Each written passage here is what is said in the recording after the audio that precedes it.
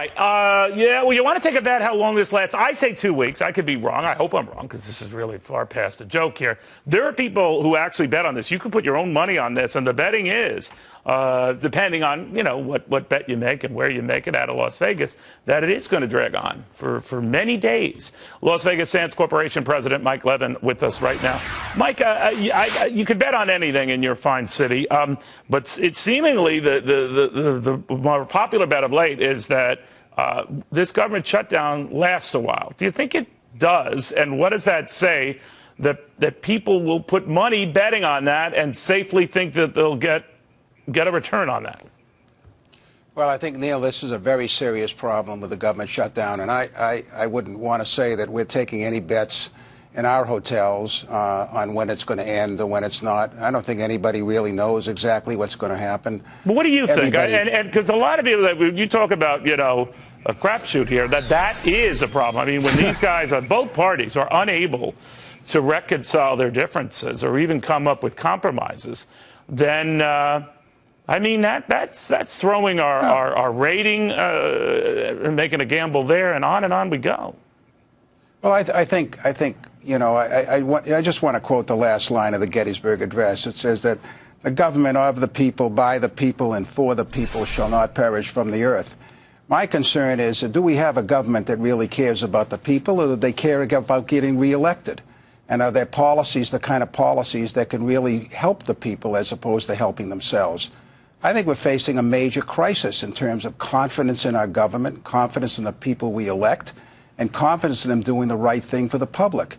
It seems to me that this thing could go on a lot longer than you think, or a lot anybody thinks. Because what if our rating is downgraded, Michael, or more to the point we risk insolvency or we default? Now, that doesn't automatically happen when we push past a debt ceiling. We can always rearrange and reprioritize, so we always make those, interest payments to bondholders to avoid that. But if that were to happen, I would imagine all bets are off. Well, I don't think so. I think that financial people, a lot smarter people than I, will in fact solve that kind of problem. I think. Do you really? Wouldn't they react negatively, though? Wouldn't they just see this? Oh my gosh, we're on the risk of defaulting, and markets tend to, on that type of uncertainty, sell first and ask questions later.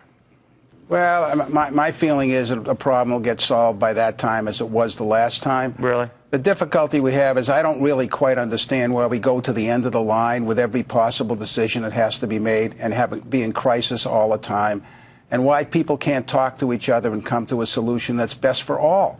And I believe we'll get there, but why do people have to be in pain? Why does Head Start have to stop? Why the young people can't get meals?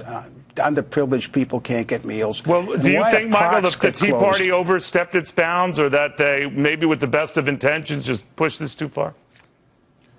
I think, in all honesty, Neil, I think everybody pushed it too far. And I think there are a lot of people are getting hurt because of the government shutdown, right, and no one seems to care about it. They don't care about it. The conversation you had previously about individuals who are expendable or not important, the fact is that every individual is important, and we have to have a government that recognizes that and delivers policies that effectively help everybody.